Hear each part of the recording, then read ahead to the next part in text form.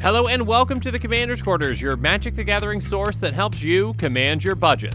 This show and episodes like this one are possible thanks to viewers like you. If you're looking for an easy way to help support this show, make sure that you like, share, and subscribe. Also, hit that bell notification icon so you don't miss any new episodes. You can also go check out our playmats and other merchandise at thecommandersquarters.com. Another easy way to support this show is with our TCGplayer affiliate links. So whether you're buying a deck or individual cards, you can use this general link right here or one in the description. And the final way that you can support this show is by supporting us directly by becoming a patron. There are many benefits to being a patron, and I truly couldn't do this without all their support. Hey everyone, Mitch coming in from the Commander's Quarters studio. Welcome to the show. So, on today's episode, I've got a really exciting $33 deck tech for you on a mono black commander that's, well, let's just say he's all about life. So the ground rules for my deck techs are as follows. The budget is $50 or less, and that's an overall deck cost. So that cost includes shipping as well as commanders as long as they're $10 or less, but basic lands will not be included in that price. On my deck techs, I'm going to take you through the strategy, the tactics, and how the deck wins. Today's episode comes to you courtesy of JD, a general tier patron who's been supporting this channel for over a year now. I truly couldn't do this without the support from amazing patrons like JD. And for the personalized deck tech, JD chose Vito, Thorn of the Dusk Rose with a focus on Lifegain. Vito is a 1/3 vampire cleric that costs 2 and a black. He has whenever you gain life, target opponent loses that much life. And by paying 3 black, creatures you control gain lifelink until end of turn. So Vito can turn Lifegain into a weapon. The more life that we gain, the more that we drain from an opponent. In mono black, there are plenty of ways to gain a ton of life at once. On top of that, if we need to, we can swing out with our creatures and give them lifelink to drain an opponent out even more. So our strategy for this deck is really simple. We're going to gain and drain a ton of life from our opponents. So we're going to be padding our life total while taking our opponents out. But then how do we win with this deck? Well, we're going to drain our opponents out over time or in big bursts. So we can drain opponents out over the course of the game, or we can take them by surprise and take them out right away. And as always with this deck, I'm going to take you through 10 different tactics that show you how this deck works and how we're going to win with it. So let's start things off with tactic number 1, Dusk Rises. First up, there's Wayfarer's Bauble, which we can pay 2 and tap and sacrifice to get a basic land and play tapped. Next up, we've got 3 mana rocks that each cost 2 and tap for a colorless. Guardian Idol enters the battlefield tapped, but we can also pay 2 to make into a 2/2 until end of turn. Prismatic Lens can help us filter our mana if we need to, and Mindstone we can pay 1 and tap it to sacrifice it to draw a card. Next up, there's Everflowing Chalice, which has multi-kicker 2, and it enters the battlefield with a charge counter on it for each time it was kicked. When we tap it, it's going to add a colorless for each of those charge counters on it. And then we've got a Mandork that can help us out with Leadenmere, which can tap for a black. And then Prestige Talisman costs 3, but when we tap it for a colorless, we gain 1 life. So this card might not be the most effective at ramping, but it's going to help us gain and drain. We've also got some mana rocks that cost 4 with Urgolem's Eye, Sisay's Ring, and Paradise Plume. Both Urgolem's Eye and Sisay's Ring tap for colorless. And then when Paradise Plume comes into play, we choose a color, and then whenever a player plays a spell of the chosen color, we gain 1 life, and it can tap to add 1 mana of the chosen color to our mana pool. So most of the time we're going to pick black, so whenever anyone casts a black spell, including ourselves, we're going to be gaining life. This can help us gain a ton of life throughout the game and help us drain our opponents. But with this deck, we've got a ton of other ways to gain life. So let's go over some of them now in tactic number 2, Life Force. First up, there's Profane Memento, which is an artifact that says whenever a creature card is put into an opponent's graveyard from anywhere, you gain 1 life. And then Death Greeter can be even better. It says whenever another creature is put into a graveyard from play, you may gain 1 life. So this is going to count our creatures dying as well. But a creature that does this in an even bigger way is Dross Harvester. It has protection from white and says at the end of your turn you lose 4 life, but whenever a creature card is put into a graveyard from play, you gain 2 life. So we are going to lose some life with this card, but we are going to be gaining and draining a lot more. Next up, we've got 3 somewhat similar artifacts with Demon's Horn, Staff of the Death Magus, and Diamond Mare. Demon's Horn says whenever a player casts a black spell, you may gain 1 life. Staff of the Death Magus says whenever you cast a black spell or a swamp enters the battlefield under your control, you gain 1 life. And then when Diamond Mare comes into play, we're going to choose black, and then whenever we cast a black spell, we gain 1 life. Up next, we've got an artifact that does the exact same thing with Prism Ring. And then Bubbling Cauldron has tap, sacrifice a creature, you gain 4 life. If a creature's going to die anyways, we might as well drain an opponent for it. Next up, there's Sun Droplet, which says whenever you dealt damage, put that many charge counters on Sun Droplet. At the beginning of each upkeep, you may remove a charge counter from Sun Droplet. If you do, you gain 1 life. Keep in mind that this happens on everyone's turn, so essentially we're going to be gaining 4 life each trip around the table.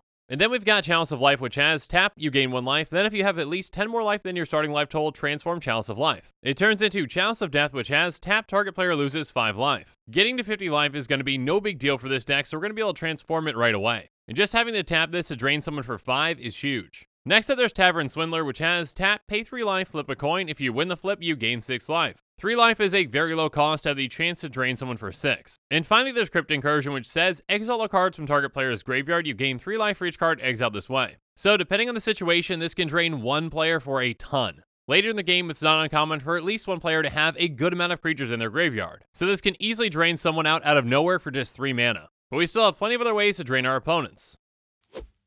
So let's go through more of them in tactic number 3, Pain and Gain. First up, there's Siphon Soul, which is going to deal 2 damage to each other player, and then we gain life equal to the damage that's dealt this way. So most of the time we'll be gaining 6 life, so we can drain one opponent for additional 6. And then Blood Tithe does this in an even bigger way. It says each opponent loses 3 life, you gain life equal to life lost this way. So that's going to be 9 life gain most of the time. And then by paying 2 energy and sacrificing Gonti's Machinations, it does the exact same thing. To get that energy, Gonti's Machinations has, whenever you lose life for the first time each turn, you get an energy. Next up, there's Thorn's Vengeance, which is going to deal 10 damage to target player, and then we gain 10 life. So essentially we gain 10, and then one player loses 20, or 2 each lose 10. And of course, we're going to be running Grey Merchant of Asphodel, otherwise known as Gary. When Gary enters the battlefield, each opponent loses X life, where X is our devotion to black, and then we gain life equal to life lost this way. This can be a ton of life and easily help us finish off one opponent. Even our lands can help us out with something like Retreat to Hagra. Because whenever land enters the battlefield under our control, we choose 1, target creature gets +1/+0 and gains Death Touch until end of turn, or each opponent loses 1 life and we gain 1 life. And finally, we've got some more enchantments that can help us out with Ill-Gotten Inheritance, Pal Siege, and Curse of Fool's Wisdom.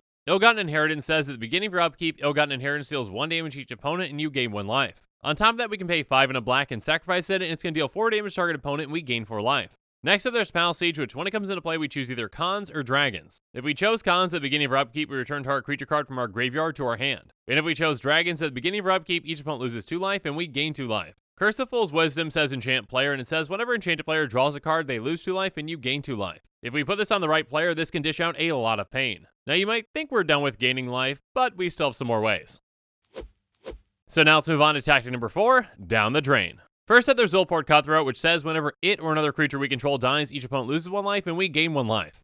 And then Vindictive Vampire is very similar, but it deals damage and it doesn't count itself. Next up, there's Falconwrath Noble, which says whenever it or another creature dies, target player loses 1 life and you gain 1 life. So this is a more targeted approach, but it counts our opponent's creatures as well. Each of these, though, are going to be fantastic at draining opponents out throughout the game. And finally, we've got some enchantments that can help us out with Bastion of Remembrance and Revenge of Ravens. When Bastion of Remembrance enters the battlefield, we create a 1/1 white human soldier creature token, and whenever a creature we control dies, each opponent loses 1 life and we gain 1 life. Revenge of Ravens drains opponents in a different way. It says whenever a creature attacks you or a planeswalker you control, that creature's controller loses 1 life and you gain 1 life. Essentially turning that life loss into 2 can be a huge deterrent to attacking us. But we've got even more ways to punish our opponents even further. So now let's move on to tactic number 5, Extortionist. First up, we've got 3 creatures with Extort with Thrall Parasite, Basilica Screecher, and Syndicate Enforcer. Extort means that whenever you cast a spell, you may pay Orzhov. If you do, each opponent loses 1 life and you gain that much life. So now essentially even just casting spells is going to help us drain our opponents. If we have 3 opponents, we drain each opponent for 1, we gain 3 life, and then we drain 1 player for another 3. For just 1 mana, that's a ton of value. Now before I get any comments on this, just one thing really quick about Extort. The Orzhov mana symbol is on these cards, but they are part of reminder text, so they don't count toward commander identity. So even though you might see a white mana symbol on these cards, they are still fine for mono black decks. Anyways, a creature that does this in an even bigger way is Pontiff of Blight. Not only does it have Extort, but it also gives our other creatures we control Extort. So the more creatures that we have in play and the more mana that we have to cast spells, the better. In the right situation, this card can really be effective at draining our opponents out quickly. But we've got some other cards that are just as effective, if not more. So now it's time for us to move on to tactic number 6, Heavy Hitters. First up, there's Epicure of Blood, which says whenever you gain life, each opponent loses 1 life. So for each and every single instance of life gain, we're going to drain our opponents. This can really add up throughout the game and drain our opponents for a ton. Speaking of draining our opponents for a ton, there's Defiant Bloodlord. It says whenever you gain life, target opponent loses that much life. If that sounds familiar, it's because that's the exact same thing that Vito does. Essentially, this doubles up our commander's effectiveness and lets us drain our opponents out for a lot. Now, as good as these cards are, they're still not quite as good as the Golden Pig. The Golden Pig is going to be our number 1 card out of our 99. And the Golden Pig for this deck is Blood Tribute. It's a sorcery for 4 black, and it has Kicker, tap and untap vampire you control. Target opponent loses half their life rounded up. If Blood Tribute was kicked, you gain life equal to life loss this way. So essentially, with Vito in play, this is a death sentence for one opponent. It doesn't matter what life total they're at, when we cast this and tap Vito to kick it, they're going to die. Let's say they're at 100 life. We drain them for 50, we gain 50 life, and then Vito's going to drain them for another 50. Vito's a vampire, so as long as he's in play and untapped, we can kick it with him. This is a fantastic one-shot kill that can come out of nowhere, and that's why it's the Golden Pig. But we still got one more, somewhat strange way to gain life. So let's go over that way now in tactic number 7, let's trade. First up, there's Magus to the Mirror, which has tap, sacrifice Magus to the Mirror, exchange life totals with target opponent, activates ability only during your upkeep.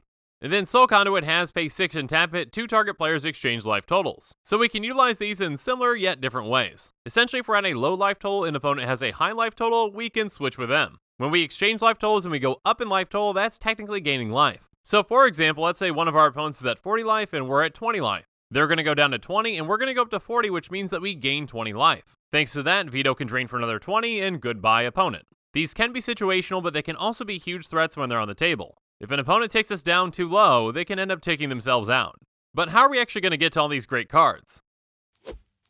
Let's go over some ways now in tactic number 8, digging down. First up, there's Sign in Blood, which says target player draws 2 cards and loses 2 life. And then Succumb to Temptation is an instant that does the exact same thing, but just for ourselves. Next up, Foreboding Fruit is going to draw us 2 cards, make us lose 2 life, but we also get a food token. And then Read the Bones says scry 2, draw 2, and lose 2. Next up, Ambition's Cost and Ancient Craving do the exact same thing, they make us draw 3 cards and lose 3 life. And then when Liliana's Contract enters the battlefield, we draw 4 and lose 4.